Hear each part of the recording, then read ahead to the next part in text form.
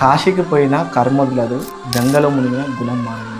గుడిలోకి వెళ్ళే ప్రతి వస్తువు తన రూపాన్ని మార్చుకొని పవిత్రం అయిపోతుంది. ఫర్ ఎగ్జాంపుల్, బయట ఉన్న బూడిద గుడి లోపలికి వెళ్తే విభూది అవుతుంది, మామూలు నీళ్లు తీర్థం అయిపోతాయి, ఇంట్లో ఉండే బియ్యం ఏమో అక్షింతలు అయిపోతాయి, కొబ్బరికాయ ప్రసాదం అవుతుంది, ఆఖరికి మనం వండుకునే పొంగల్ కూడా నైవేద్యమై దేవుడి దగ్గర కూర్చుంటుంది. కానీ ఇన్ని వస్తువులు మారుతున్నాయి, కానీ ఆ దేవుడి దర్శనం చేసుకొని బయటికి వచ్చేటప్పుడు అస్సలు మారింది ఏందో తెలుసా? మనుషులు కాశీకి పోయిన కర్మొదలదు, గంగలో మునిగిన గుణం మారదు.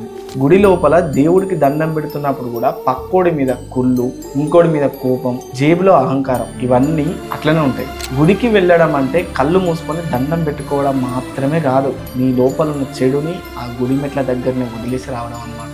బయట విభూతి పెట్టుకోవడం ముఖ్యం కాదు బాస్, లోపల ఉన్న మురికిని కూడా కడుక్కోవాలి కదా. నీ గుణం మారితేనే నీ బ్రతుకు దారి మారుతుంది. మారదామా మరి? సో మారదాం అనుకుంటే కింద మారదామని కామెంట్ చేయండి. అండ్ అలానే వీడియో నచ్చితే లైక్ చేయండి, కుదిరితే ఎవరికి షేర్ చేయాలనుకుంటారో వాళ్ళకి షేర్ చేసేయండి. అండ్ ఇలాంటి మరిన్ని వీడియోస్ కోసం ఇప్పుడే మన పేజ్ని ఖచ్చితంగా ఫాలో చేసుకోండి. Thank you so much. See you in the next video.